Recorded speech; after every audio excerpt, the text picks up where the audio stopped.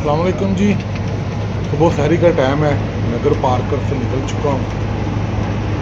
मेरी अगली मंजिल है बदीन, किला बदीन कोलाची। इस वहाँ के इलाकों जो में मशहूर मकामात है वो देखेंगे।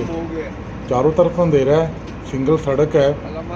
और जब भी आप इस सड़क पे सफ़र करें तो याद रखें, यहाँ पे जंगली हियात आपको बकसरत नज़र आएगी, ख़ासकर खरगोश और इससे मिलते जुलते जो दूसरे जानवर हैं वो आपको सड़क पे नज़र आएंगे।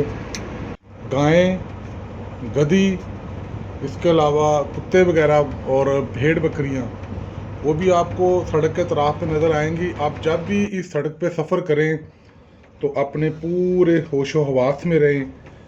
किसी भी तरफ से कोई भी जानवर किसी भी टाइम आ सकता है। हमने फजर की नमाज अदा की है इस्लाम कोट में। अब हम इस्लाम कोट से आगे जा रहे हैं। हमारा जो अगला पड़ाव है वो है मिट्टी, ज़िला मिट्टी।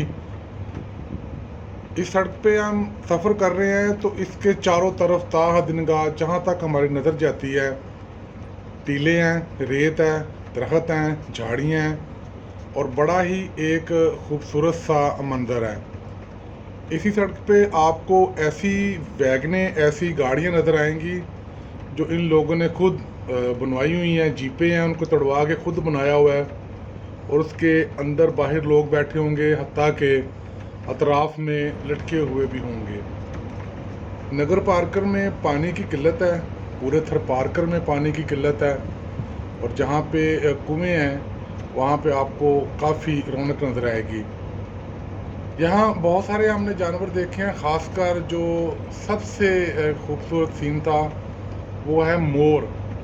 मैंने अपनी ज़िंदगी में पहली बार बकसरत मोर देखे हैं, वो भी जंगल में घूमते हुए। बड़े मज़े से वो यहाँ पे टिकेलियाँ कर रहे हैं। यहाँ का जो मुकामी जानवर है वो है ऊँट। आपको ऊँट भी यहाँ पे बहुत नज़र आएंगे। सड़क बड़ी बेहतरीन है, साफ़ सुथरी है। जो यहाँ के लोग हैं वो यही कहते हैं जी, आप मानसून जब बारिशें होती हैं तब यहाँ पे तशरीफ़ लाएँ। बहुत रश होता है, बहुत दुनिया आती है, बहुत लोग आते हैं। आप टूरिज़्म के दिलदादा हैं, एक बार थर पार्कर ज़रूर देखें।